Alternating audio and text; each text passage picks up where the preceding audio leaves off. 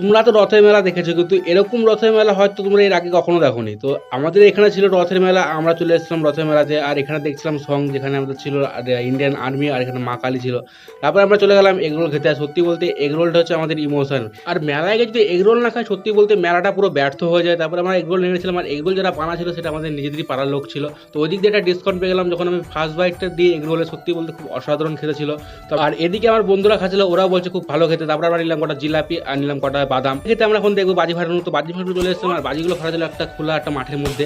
তো প্রথমে ওরা কটা স্কাই শট ফাটালো, তারপরে মেন যে বাজিটা ছিল সেটা ধরা হলো, সেটা হচ্ছে আমাদের কদম গাছ। আর এখানে আমাদের কদম গাছ বলে, তোমাদের ওখানে কি বলে? আর তোমরা এরকম আগে বাজি ফাটানো দেখেছি না সেটা অবশ্যই কমেন্ট করে জানিও।